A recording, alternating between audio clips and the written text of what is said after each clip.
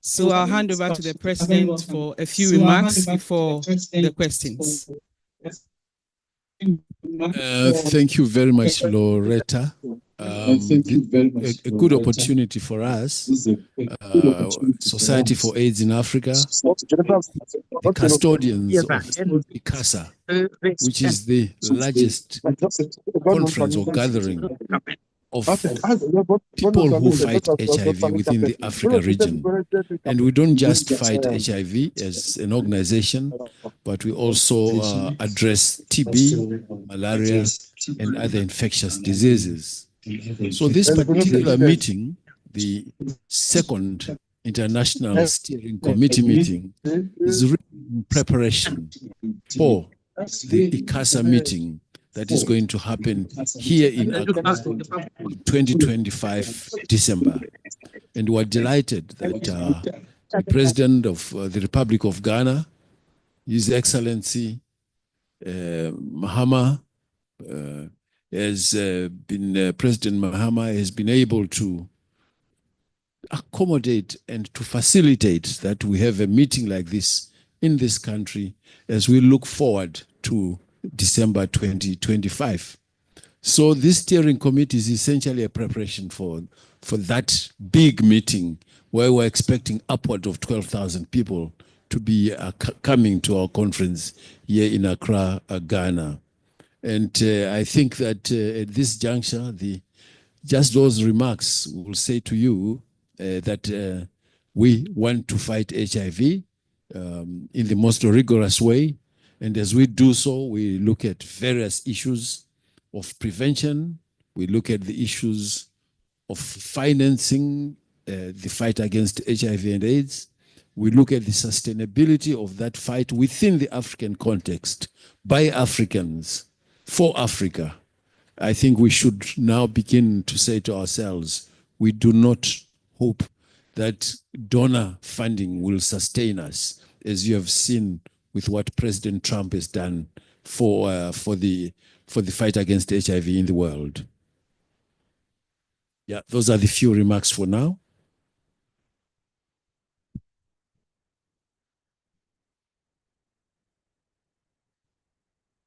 Thank you very much, sir. So at this time, you can ask your questions.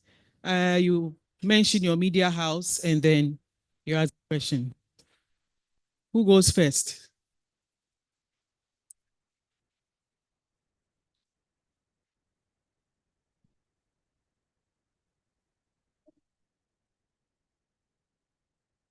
Why is she not here? It would be good if the commission responds. Okay. Yeah. Okay. Yes, okay. Okay, so before the questions, we'd like the Director General of the Ghana AIDS Commission to give a response, a few remarks. Thank you, Mr. President. And thank you, Mr. Vice President, Local South Secretariat. Thank you for the opportunity.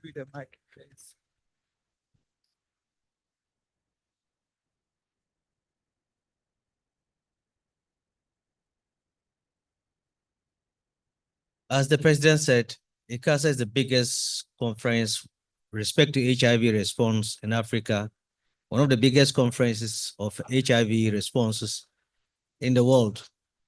Ghana, for the first time, is hosting ICASA, and it's a privilege for the country Ghana. And as the local organizing committee, Ghana AIDS Commission, together with the Minister of Health, we are the secretariat, the local secretariat for the ICASA, and responsible for the whole local programming. This agreement to host ICASA comes with a responsibility to the country. And Ghana has some obligations under this ability to host the ICASA to provide scholarship for about 500 Ghanaian young health workers and students to be able to attend the conference. We are also committed to providing the area for the conference, the International Conference Center, and other obligations for which a local secretariat is working to organize.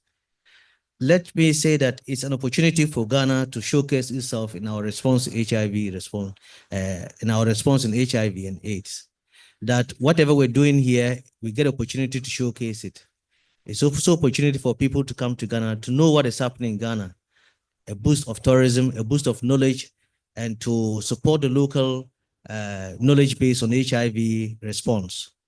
This conference would go a long way to transform the Ghanaian economy, put Ghana on the map of HIV response. Let's also agree that this conference coming to Ghana for the first time gives us the opportunity to showcase our hospitality, how we host people and how people would see Ghana as a second home to come. So for Ghana as a hosting country, it's a big advantage for us. And we are so grateful that we have won the bid to host ICASA for 2025. So as media men, we encourage you to bring this information to the general public too, that Ghana is the host for ICASA 2025. It's a big conference on HIV/AIDS, and that the media and local people should also patronize this event. Thank you very much.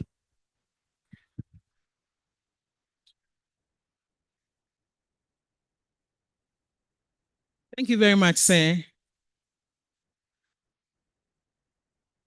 So who would like to ask a question? Hello, please, I'm Jennifer August and I'm with Joy News. I want to know, since the US has cut its funds on HIV support to Africa, I want to know the plans the African continent has for itself in solving the HIV and STIs issues in Africa. Should we take some more or any other question? Mention your media now. Yes, my name is Mohammed, my Joe Online. I just want to know how the organization is ensuring that conference outcomes are going to influence actual policies across the African continent.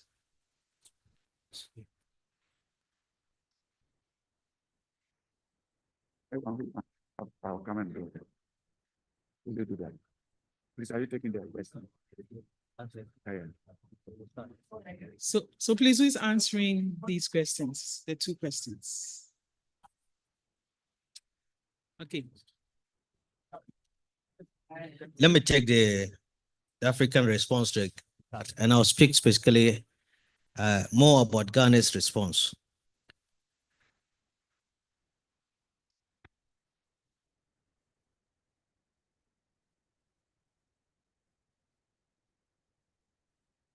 Following the declaration that the US response or support for HIV interventions may be halted, the Ghana AIDS Commission, together with the Minister of Health, had an emergency meeting with the President of the Republic of Ghana, and the President immediately directed the Minister for Finance to make available substantial funding to take care of the funding gaps that is supposed to have come from the US government, for which the Minister of Finance has appropriately allocated funds in the recent budget that has been read, going through appropriation right now.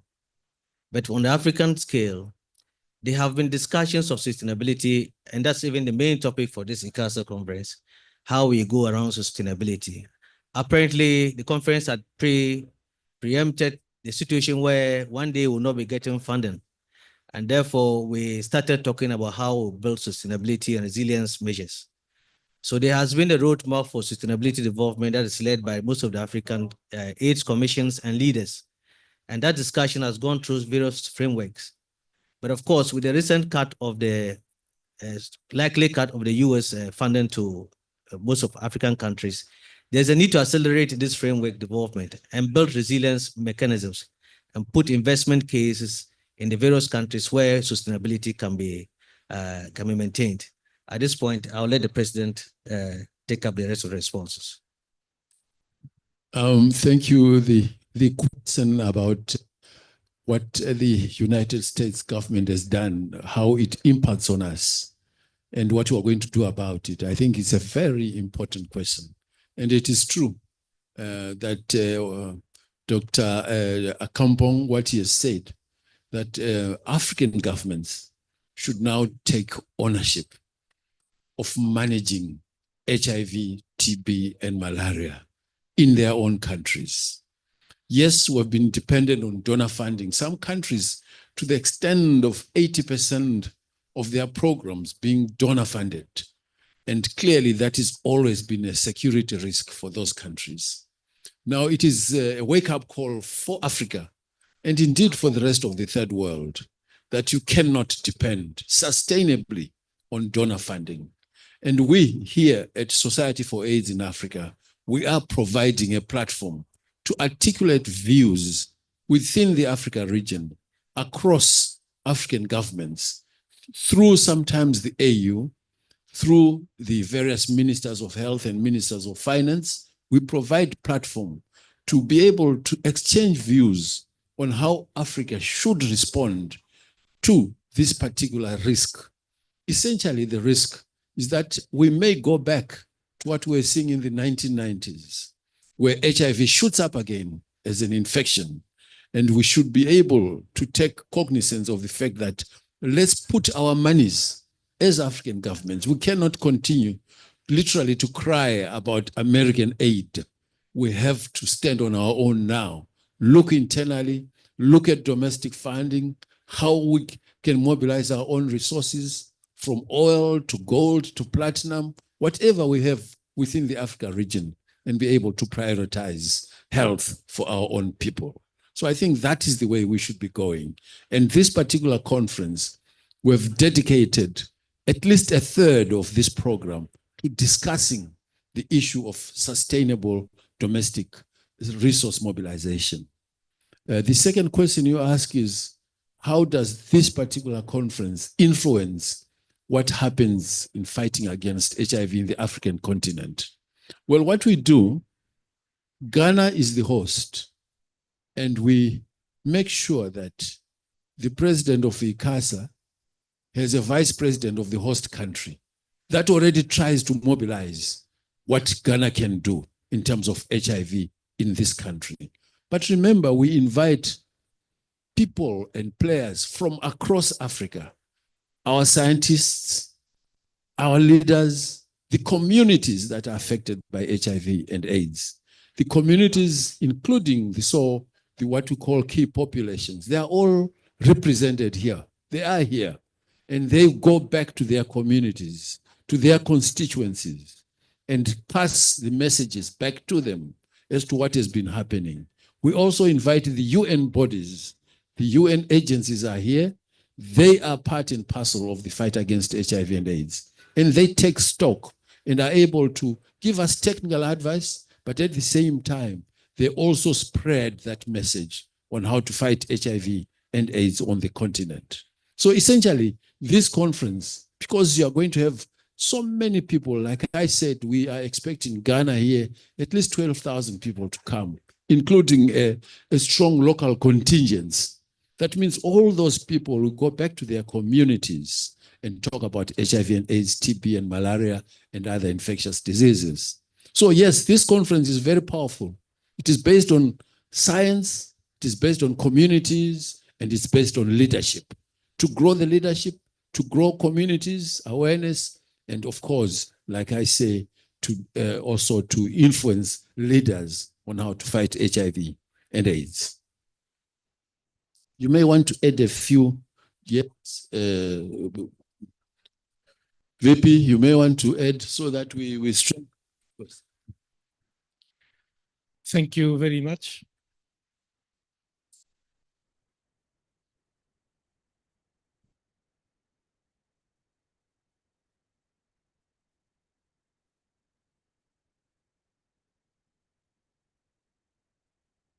Thank you very much, Mr. President of ISA, Mr. Director of National AIDS Council and Committees, and Mr. Director of ISA.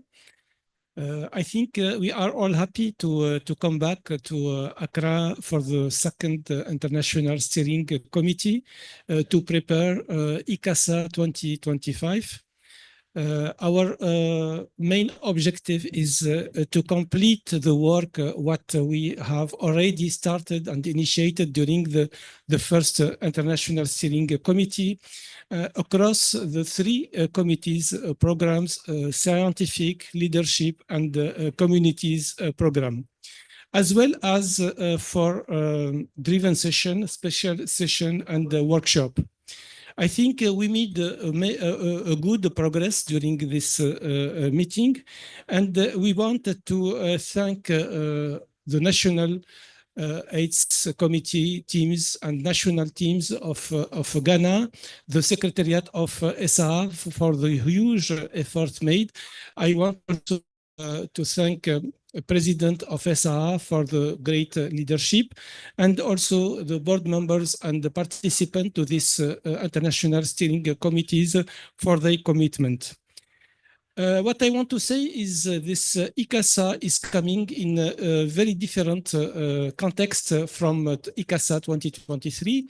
The context is very challenging now, and the most important point to be reflected in ICASA 2025 is the tough times we are experiencing with the financing of the financing issue of the global health. After freezing of US external assistance. And ICASA 2025 will be a good opportunities to highlight the urgent need to increase domestic funding, also to discuss domestic solution for the three diseases. And I think we need also to discuss during this ICASA in parallel of emergent diseases, HIV, TB, and malaria response, we have to highlight this.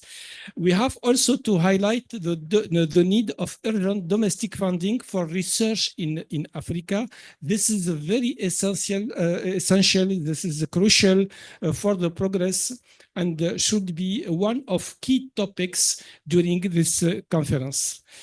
Thanks again for Ghana for accepting to host this conference, ICASA 2025, and very appreciate the welcome and hospitality of Ghana. Thank you.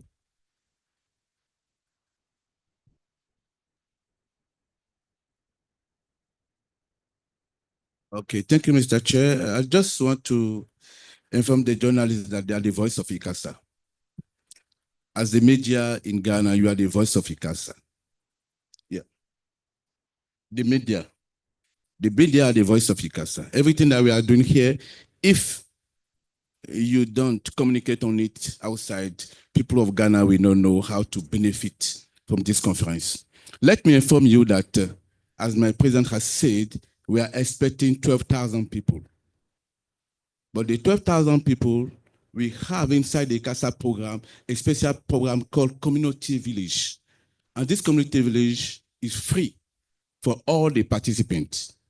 It's for people from Ghana, the masses, to come at ICASA, to learn and to exchange knowledge with their peers. It's very, very important that the community should know that ICASA is not only for the paid people, but it's for everyone.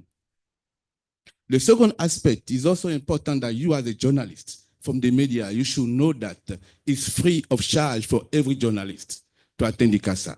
You just need to register and to show your membership card as a journalist, then you are free to attend the conference. Let me inform you that today we are hosting the second steering committee meeting, as you have witnesses. Here we have more than 32 countries coming for this planning meeting. At the same time, we have 150 people attending this planning meeting, just planning meeting. 32 countries. Imagine, ICASA draw at least 120 countries across the globe. It's important that we should take stock of that and we should leverage on that so that every issue that we have in our community in Ghana here, we should table it in ICASA platform. Also, let me inform you that it's the second time since 2017 that ICASA will come to West Africa. It means that Ghana is hosting the whole West Africa response plus the other 4 regions from Africa. Please, let us make sure that we make ICASA success, but it starts from you, media, by your communication. Don't forget that the theme of this conference this year is catalyzing integrated sustainable responses to end AIDS, TB, and malaria. For you to carry the teams, to inform the public, so that we have both leadership, community-based organization, and also scientific people attending ICASA. Thank you. Okay, thank you, sir. Any other questions? Yes. Okay, good afternoon. My name is Kweku Botin from GBC. Yeah, we realize you form a group. Could you share the outcome of their discussion? Additionally, what are the current statistics of HIV and AIDS in Africa, particularly in Ghana here? Thank you.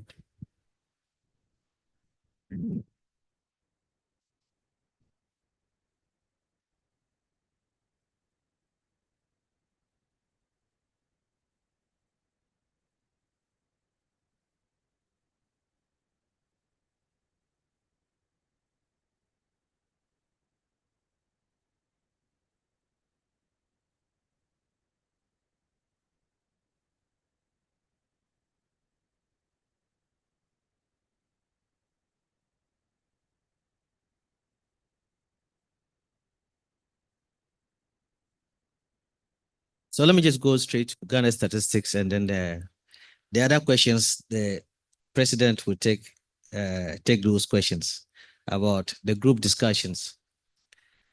In Ghana, the national prevalence is put at 1.66%. And if you take a population of 33 million people, we are talking of over 550 people likely to have HIV/AIDS.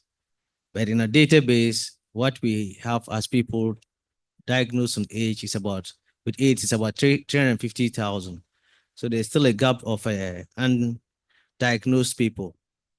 The 1.66 is the national averages, but various regions have their specific averages, with the Half region having the highest average of almost 2.7%.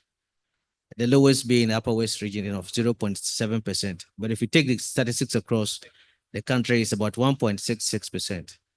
Let me say that Ghana's prevalence has for a very long time remained under 2%. But that's not to make us complacent in our response. We still have a lot of work to do in respect to prevention issues, stigma issues, human rights issues, and then access to treatment. Yes, we are yet to bring out the national statistics for 2024. Yesterday, I was in Kofidia for the statistics assessment, and hopefully within a month or so, after all the necessary validation processes, the new statistics will come out. But still, we are still below 2%. We are doing quite well, about 1.66% in prevalence. That is it in Ghana right now. Just to add that with prevalence rate of 1.66%, which really means that the number of people as a percentage compared to the population, the number of people who are infected and living with HIV, what is the percentage? And in Ghana here, we're being told it's 1.6%. Other countries, it's as high as 17%, 11%, with sometimes with populations bigger than what we have here in Ghana. But importantly, because ARVs are available, antiretroviral drugs are available, the prevalence rates will not go very much lower because people are now living with HIV and are on treatment. They are not necessarily dying. So that prevalence is going to drop, but not very much because people, like I told you, it's the number of people who are actually living with HIV. In the past, people were actually dying. Now people are living with HIV because they are on ARVs. But with what Trump has done and the American government has done, if we then run out of ARVs, then the infection rates will go up, especially among the youths. Those are the most vulnerable groups. So that's why our our strategies of prevention as a number one strategy, prevention as a number two strategy, prevention as a number three strategy. We should go back to that and be able to sustain prevention methodologies so that our people can live longer. And we should be able to clamor for ARVs within our own regions. We should be able now to manufacture ARVs within the Africa region. We should be able to pour money into manufacturing outfits within our own African regions. Why should we wait for other countries and other nationalities to come and treat our own people? It's really our duty to do that. But I wanted Luke to just say something regarding the groups, what has happened here. Thank you, Mr. Chair. The outcome of the group, we cannot talk about it now because you can see they are still finalizing.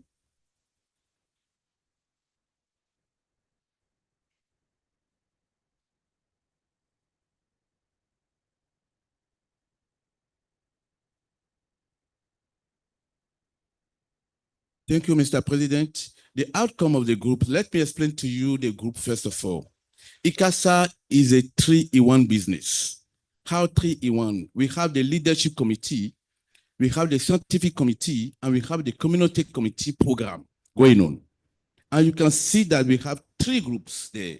And those 3 groups reflect the various committees. In my left, we have the scientific group working hard there, and back of you, you have the community program work, and my right, you have the leadership program working. They are finalizing what we call the parallel session thematics. At ICASA, we have 5 days from 3rd to 8th of December 2025. And those 5 days, we have 5 meeting rooms working consecutively every minute. It means that we have more than 560 sections at ICASA. Those are the sessions that they are working on. They are selecting thematics that will address the health issue in Africa, that will address the HIV status in Africa, that will address the domestic financing in our continent.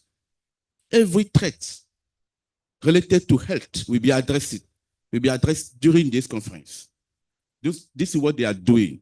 And we believe that tomorrow we'll be able to come out with the various thematics that have been selected for this conference. But don't forget that they don't stay and select thematics here. We sent out the call for proposal for various thematics from the plenary to the concurrent session, to the workshop, to the general public across the continent. And people send their proposal. And the committee here, they meet together to finalize the proposal and to select the best for the conference. Thank you. Thank you very much, sir. Next question. Okay, my name is Asinam with The Spectator. I want to find out the progress ICASA have made so far and the challenges it has also encountered and how it has been able to address it. Thank you.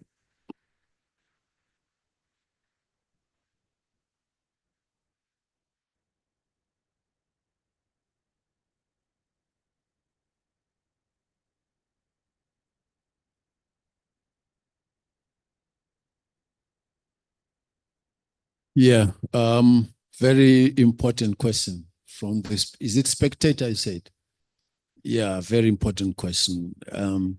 You know, ICASA was started as far back as 1989. And we hold these conferences every 2 years in various capitals and various countries. And each time we hold such a conference, the head of state of that country does the opening. Invariably, it's always been the head of state all along.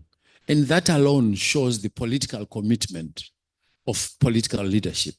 Once they come, the head of state here, President Mahama, will come here to open. And that alone sends a signal of its own magnitude. That is impact, that's impactful. That's political leadership.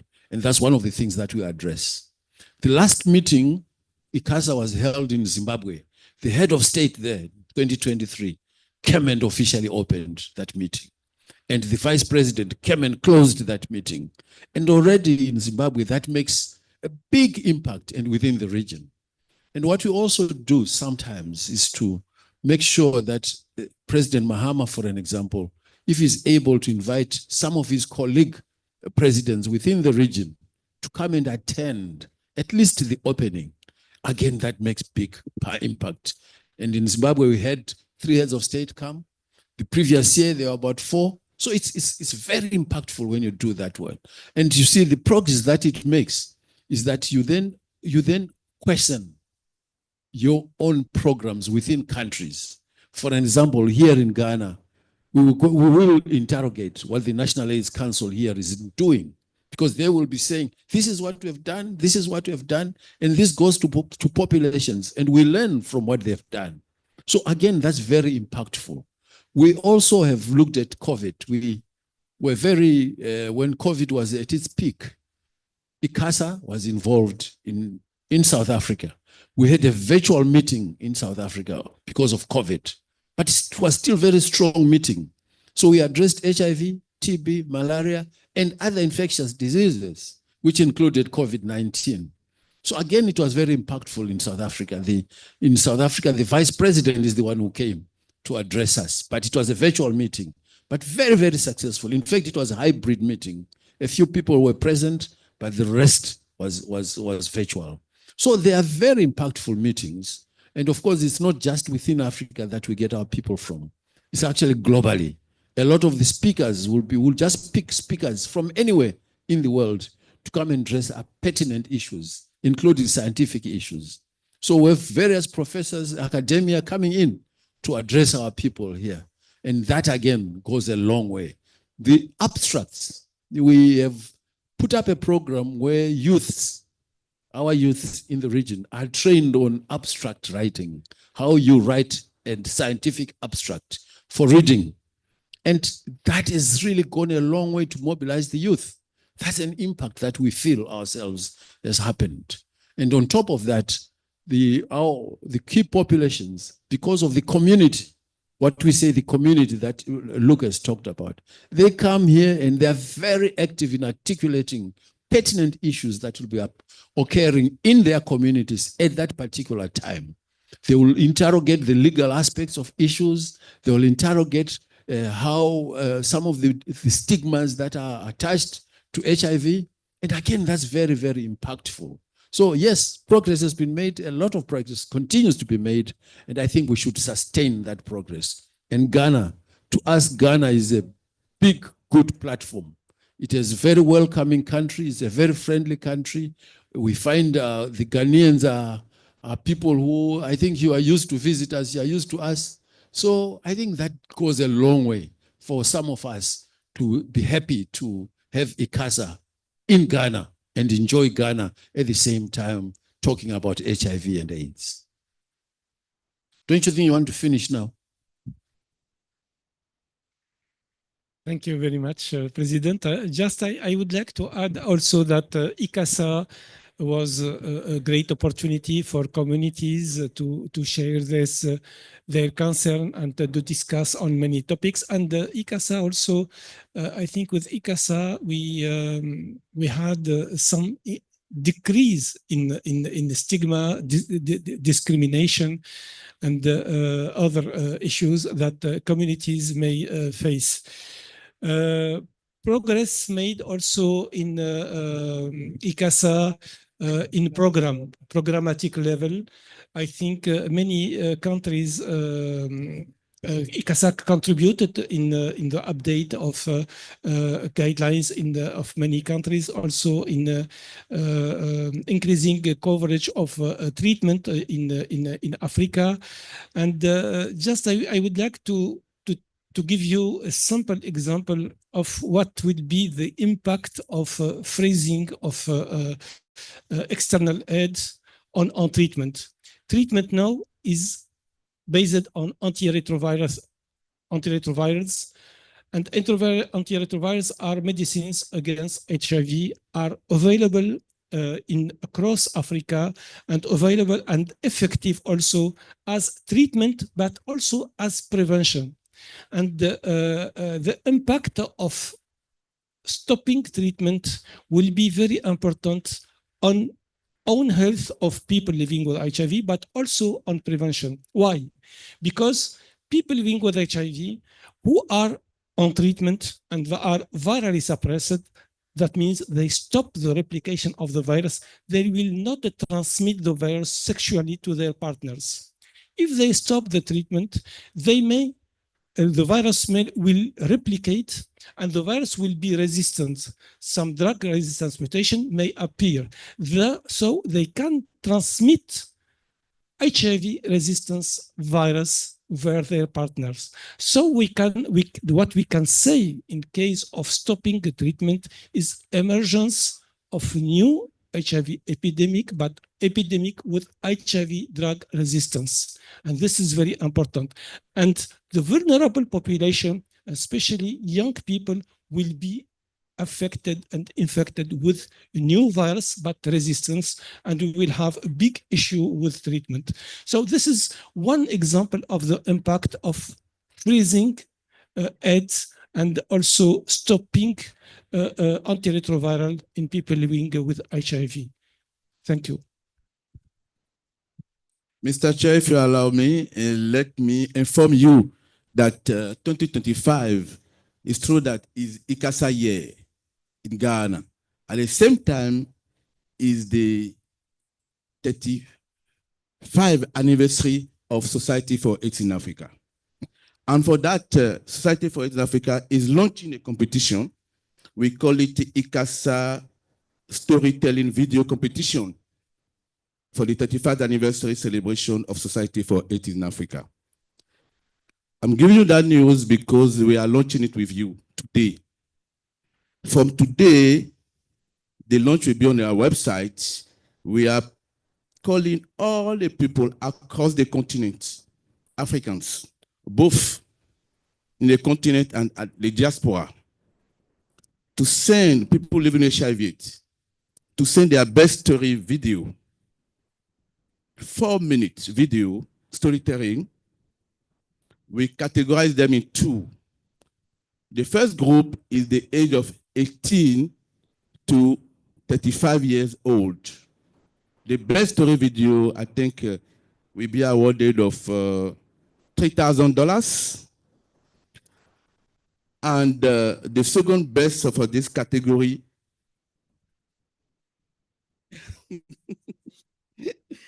thank you, sir. I was saying that I was launching today. We are launching today the ICASA Storytelling Video Competition to celebrate the 35th anniversary of Society for AIDS in Africa. For that, I will not talk about the background. Go to ICASA website and ICASA website. You see the background and the criteria. But we are calling all people living with HIV across the continent, both African and from the diaspora, to compete for this. The first category of this storytelling is the bracket age of 18 to 35 years old. They should send their story maximum 4 minutes. And if they are selected, the best prize will be $3,000. And the second prize for that category will be $2,000. USD, yeah, $2,000, yes. And the second category for this storytelling to celebrate our 35th anniversary is category B, 36 years old and above. For that one, the first category or the best story will also be awarded of $3,000 US dollars, and the second best story will also be awarded of $2,000 USD. The deadline, I will not say it here. Go to their website. I want you guys to go to the website to get the information, right? However, it is being launched today. And I'm sure that the submission window, let me give you the information as we are here, but for criteria site, the submission window will be 29 March 2025 to 31st July 2025. Please, for more information, go to our website. Claude, let me say that don't be surprised that the award winner for this logo, for ICASA, the logo that you are seeing there, came from Nigeria.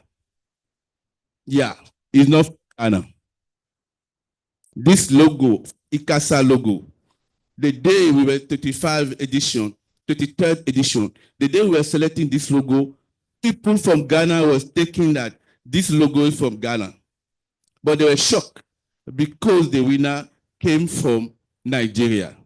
Just to tell you that the storytelling that we are launching today, the best we win, not necessarily Ghanaian, but the best in Africa. Thank you so much.